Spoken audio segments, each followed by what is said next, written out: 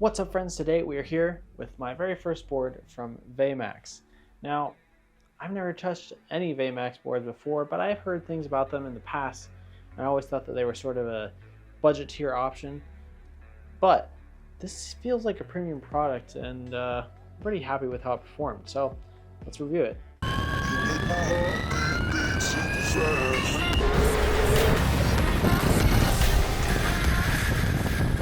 Alright, so like I said, I've always thought of Veymax as a pretty budget-oriented brand, and they do have quite a few cheap boards on their site, but the way this thing is punching, it feels like they're aiming for something higher.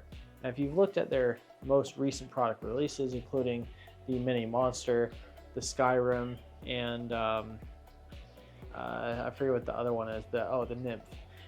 They're all upscale. They're aiming more towards the higher market, and I think they've done a really good job of balancing the price and performance and premium feel across this product, at least.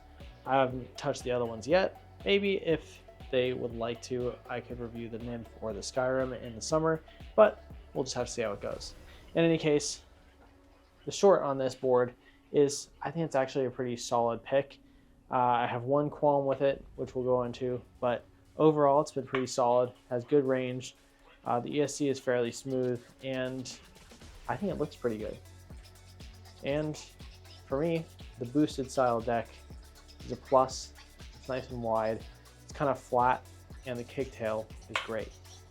All right, let's go over my three favorite things about this board. First off, really great range. Now inside of here we have a 14S 2P battery of EVE 50E cells. Important disclaimer here, this is not Samsung 50E, it's EVE 50E. Different company, sort of regarded as a higher tier Chinese battery manufacturer.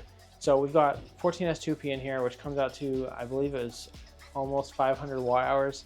Pretty good sized battery for a board this size. And in my range test, I got 19.02 miles. Pretty dang good. Now, I don't know how often you want to go that far on a mini board like this, but for me it's more about convenience of taking this and not having to charge it immediately after to get to wherever I need to go. It is on the heavier side compared to some other mini boards, but it's not too heavy. We'll compare the weight later. Next up, wheels. Now, honestly, these are just mad wheels. Like, I think we all know that. They call them comfy wheels, but they're really just mad 105s, and I don't think there's any problem with that. They're great wheels. I think they're the same exact thing as the Mads, and if I recall, I think there might have been a collaboration between Mad and Veymax at one point, so I'm pretty sure it's the same wheels as we're all used to. What version they are, I don't know. I don't think that they're the V2s. I think these are Mad Wheels V1, which are still really good, and on this board in particular, they're super comfortable. I don't feel the holes at all. If you recall, there's sometimes a whirring sound or a little bit of vibration. Don't feel that at all on this board, which is kind of interesting. They absorb bumps well, and they work really well with this stiff deck. So I'm happy about that. They also don't really get wheel bite. I am seeing a small mark on the back over here that might not have been from active riding, but I didn't get wheel bite on this in any of my normal riding. So the fact that this board can support these 105s with no problem is awesome. And I think this board is a really great option for those new Mad 92mm wheels. I don't have a pulley for them right now, but I think they would go great on here, and you get a big torque bump as well. Now, the third thing I like on here is the deck. It's kind of a weird one because, I mean, if you remember back in the day, this is just a boosted deck. Like, it's a boosted mini. The shape is almost identical. I think the concave is almost the same, and it's nice and wide, but that's great. I don't mind that it's a boosted deck because it feels really nice. Your standing position is right over the front truck and right over the back truck. Makes you feel really connected to the trucks, and while they're not carby, it maneuvers well. And I think my favorite part about this is the combination of the wide deck and the wide kicktail. This kicktail feels awesome to tic-tac with, and it's really just a comfortable experience overall. I didn't have a ton of foot fatigue, even in my 19-mile ride. I think mostly due to the great wheels, but overall, I do like the deck. All right, now there's a couple little things that I didn't really like that much on this board. One of those is the throttle response. Now, this board is quite torquey, and if you're standing on the kicktail and you full throttle it, you can flip yourself over. You can probably do a manual on here, or an assisted manual on here if you have really good balance, but it's got the torque, but the throttle overrun, as someone mentioned in a comment, I'm not sure if that's what you want to call it, the way it adjusts to you punching the throttle and the way it comes off of the throttle when you let go, it's a little bit unpredictable, and this isn't the only board that has this for sure. I was just recently on my one of my other boards, and I noticed that it had some overrun issues as well. But on this one it was particularly noticeable, I think because it's a 14S board, pretty torquey, especially for a mini board. And I think they can improve that on their next version of this, maybe update the ESC settings a little bit and adjust that throttle curve so that it feels more responsive while not losing that punch, because the punch is good. Another thing that wasn't super great for me was actually the truck response. I think this might just be a bushings thing, and maybe if we get around to it, we'll switch these bushings out for some nice riptide ones. But for me, the trucks are just not super responsive. It makes it stable at speed, which is good, but I think it could stand to gain a little bit more maneuverability at low speed. On the flip side, kicktail is really good, and you can kind of just tic-tac. So I don't really see it as a huge issue. I'd prefer the stability on a board that can go as fast as this does over having super turny trucks at low speed, but I think we can improve this in the future. So overall, pretty powerful board, pretty speedy board, and I don't really have a lot of things I don't like about it. It's a great package, it's not too heavy, good wheel support, and I think the only thing that I really need to fix is that throttle response. So I'm still gonna ride it. I think it's still gonna be like my main mini board now. It's got the power and the fun feel to it, and it's got a good deck, so I can't really complain. Next, let's go straight into the PSPEC.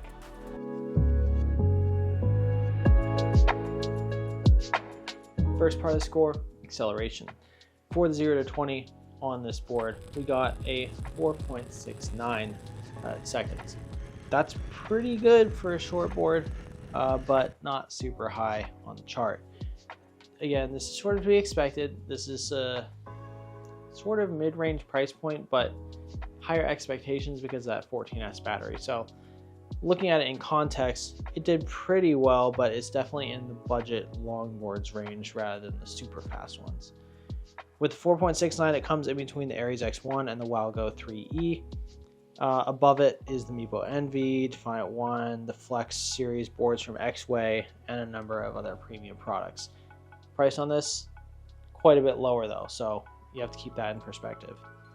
For the 100-meter sprint, we came out to 11.04 seconds, which is a little bit slower than I thought it would be for a 14S board, but I guess it's something to do with the gear ratio and just how ESC outputs power. So it came right in between the Walgo 3E and the Meepo Envy, about 2/3 of the way down the chart. So not a super sporty performance, but again, this is a short board. How much power do you really need? And how often are you going to be going full throttle all the way to 100 meters?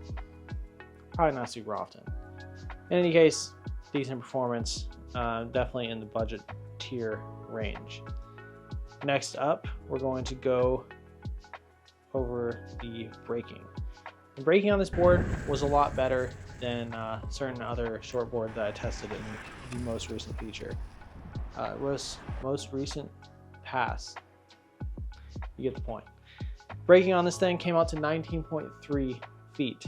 Pretty good for a board coming in at its price point and a short board. Right next to it is the Nomad N3, which is a pneumatic board with gear drives and a lot higher power ESC.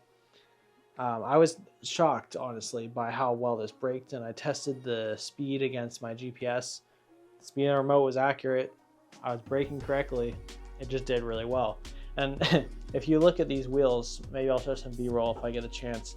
They're pretty chunked up in terms of how Mad wheels typically wear. So you can tell that I was braking pretty hard with them. The front wheels are untouched, but the back ones definitely show some wear and tear from that braking session. But regardless, really good performance on braking. I'm very impressed by that. That gives me more confidence in going higher speeds on this board because it means I can actually slow down in time, unlike some other boards. So again, right next to it, Nomad N3 and the Atlas Pro, two pneumatic boards. The closest urethane board, the Flex Paragon, did really well at 18.63. So you compare that price point to this one, you'll be shocked at how well this thing did. Next up, stall torque. Now this one's a little bit weird too. I kind of expected this to be on the lower side after I did the testing and got those numbers for the acceleration, but it's actually pretty high at 41.29 Newton meters. This is actually closer to the top of the chart than I would have expected, coming in at 8th place.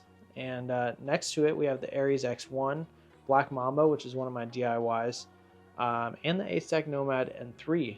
Shockingly close. I think this might just have to do with how the ESC is programmed to output a ton of power right at the low end. And if you do ride this board, like I said, you can wheelie it, not without much difficulty. So when you're accelerating with this thing, you definitely want to lean forwards and make sure you have your foot over the truck and not on the kicktail at all, because it will knock you over. But yeah, surprised to see such a good torque rating out of this thing. But that's good. You're getting a lot of torque for your money.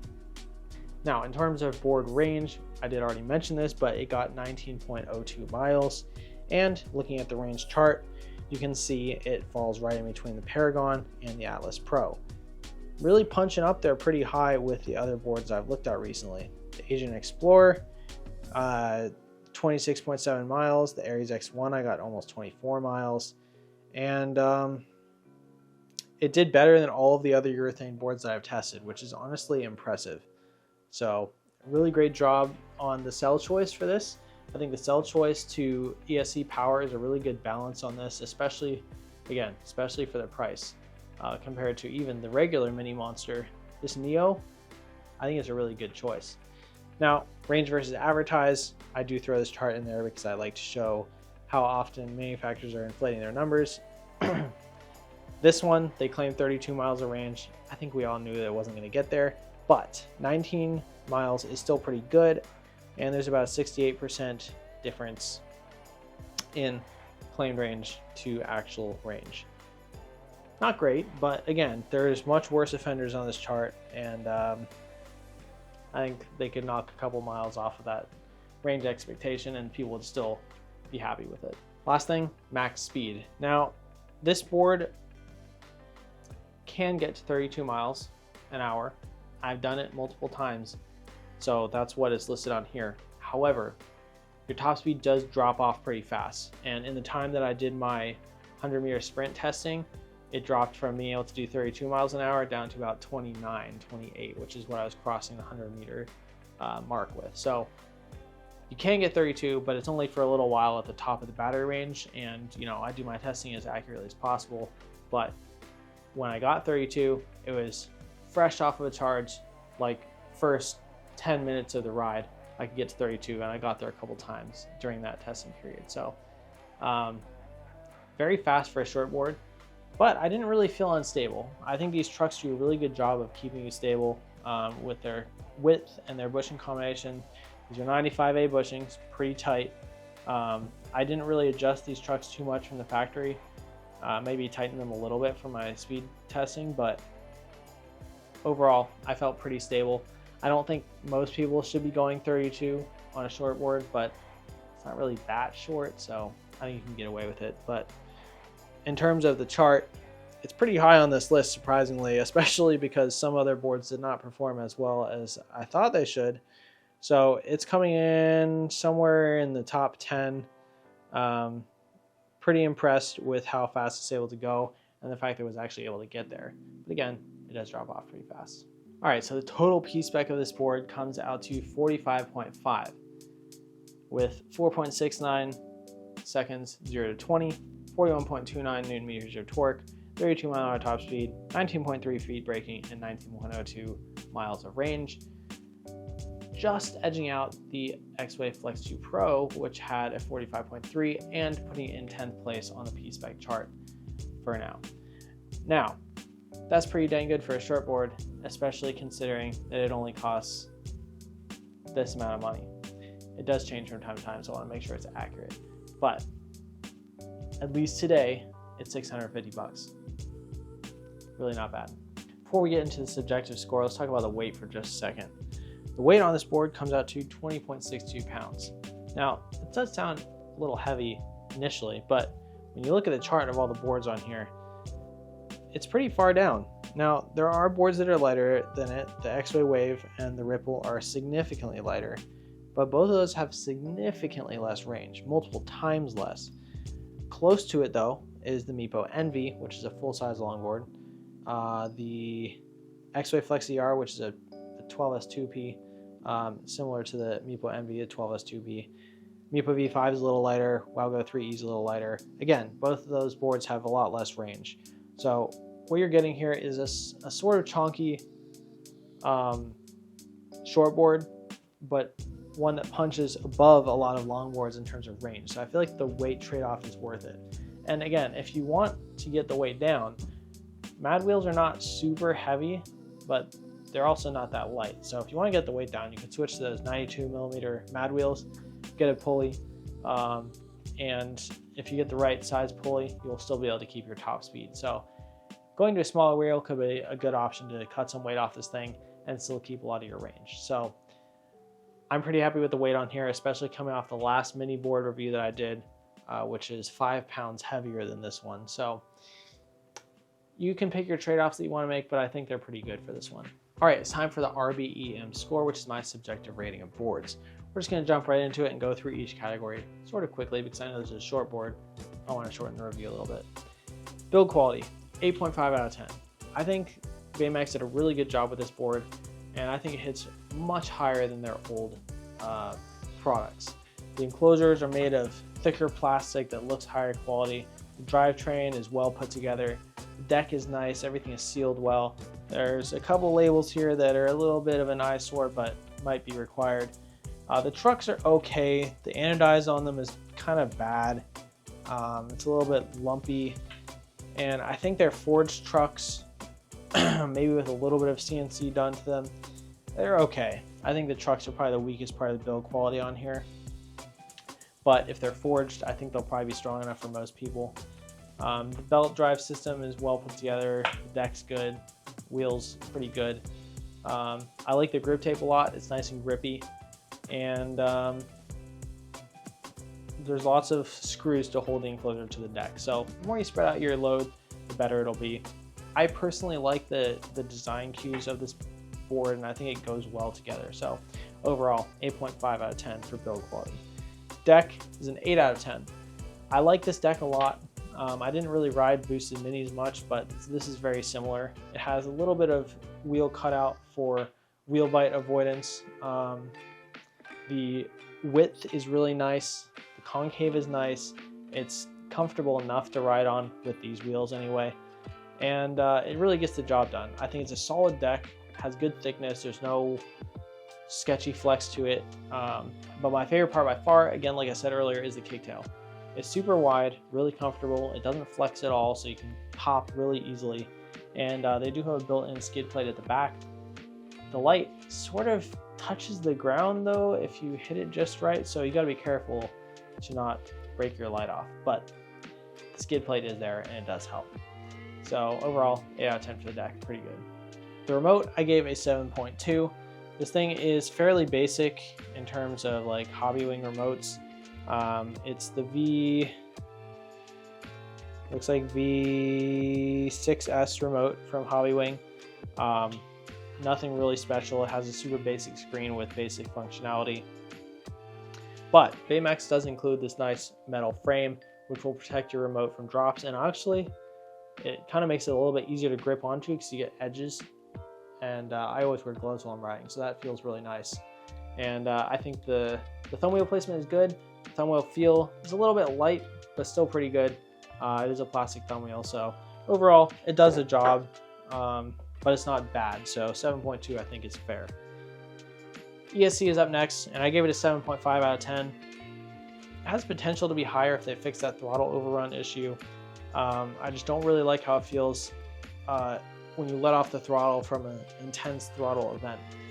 Cruising around and general riding, it's pretty good. The brake response is smooth and predictable, and it has enough power to get the job done. There's no flashy bells and whistles on it, but I like it, and I think it deserves a 7.5. Trucks and bushings, I rated a 7 on this. Now, the riding experience of this board is definitely not for the carvers, at least not with the stock bushing setup. This is more of a straight line board, or someone that wants to tic-tac around parking lots. You're not going to get really nice carves, but you can technically do a 2-lane street turn without getting off the board if you really push your toes into it. Not the most comfortable thing, but it does work.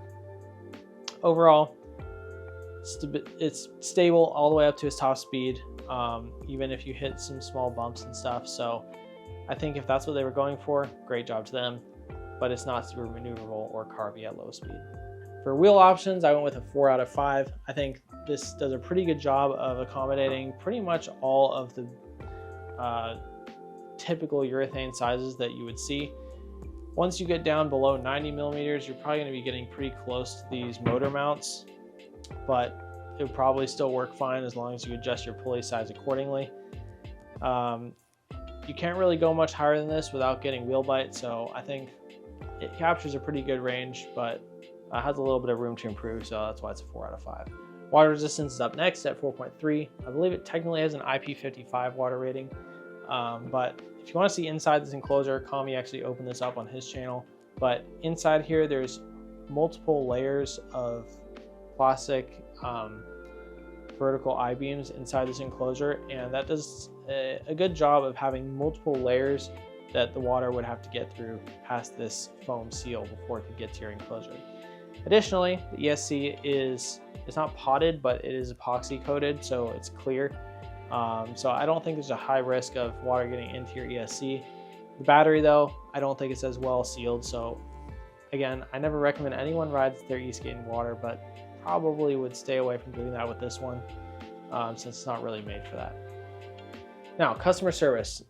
I don't have a ton of experience with Veymax customer service, so I had to do some research online through various means to find an idea of what it's like. And overall, it sounds pretty good. It sounds like a lot of people, including new customers, are happy with the service they've received. I did see some issues that some people had with shipping, but that can vary a lot by location, understanding of how shipping works from China sometimes, and honestly the time of year. But for an overall impression, it's pretty good, and I gave them a 4.2 out of 5 for their customer service. I have had pretty good talks with them so far, and they've been polite and great English, which is a huge plus for a foreign company. So hopefully they keep up that image and keep going strong into this new era of Veymax. As far as price and value goes, I think it's pretty high. I rated this 4 out of 5 for price and value, coming in at $650 right now. I think it's a pretty great deal for a shortboard. We have to take into consideration there are much cheaper options. Even for Veymax, they have their mini series, and Meepo has minis. X-Way has some shortboards. There's a lot of options on the market, so we can't ignore those. But as a product individually, I think the value is pretty high. You get good top speed, you get good torque, you get good range, you get a nice deck, and there's not really a lot to complain about. So I think the value is really high, and that's why I gave it a 4 out of 5. Now, the final score all rolled up is 54.7. This comes in at about the middle of my chart. Nearby we have the Revel Kit and the Flex ER. I actually like this board a lot more than the Flex ER, but because of where it fell short in some areas, it came in close to that. So I do think it's a good board, has good value, it's fun to ride. I wish the throttle overrun issue was fixed, or not as much of an issue, but I'm going to talk to Veymax and see if they have any suggestions, if there's anything I can change or firmware I can update or anything like that. But most people might not notice it. I just notice it because I've ridden so many boards and it's different than those boards. So that's not to say this is bad necessarily, and it might actually help some people, but it's something to learn how to use and get used to. So overall, it's pretty much smack in the middle of my chart, and it'll probably stay there for a while because it's a pretty solid board. And yeah, one other thing to mention, rechargeable taillight on the back. Pretty hard to get access to that USB-C port, but you can do it as long as you have a short connector on your USB-C cable. But yeah, overall, pretty solid board. So what are my final thoughts on the Veymax Monster Neo? Well, I think the Neo presents a really good value proposition in the Mini Monster series of boards. I think you're going to see very similar performance across the other Monster series versus this one. If you really feel that you need to have a Samsung cell, maybe go with the regular Monster series. But for this one, I think EVE is probably a good enough choice, and with the low power draw of this ESC and the lower charging speed, you're probably going to be okay. So overall, I think it's a good pick. I'm very happy with it, and I think it's fun to ride. Now, Veymax as a whole, I'm really optimistic for their future. I think they're going in the right direction with these new releases, the Monster Mini, the Nymph, and the Skyrim. Bit of a weird name choice on the Skyrim, but it has some really cool features. Those oil-filled gear drives, the 3 bushing trucks. Those trucks look very similar to Apex Airs and some other ones I've seen in the past. So I'm really interested to try those out. Hopefully Veymax will be able to send me one of those boards and we can look at it this summer, but we'll see how it goes and I'll let you guys know. So comment down below what you thought of this board and this review. Thank you so much for watching. Stay safe, keep on riding, and peace out.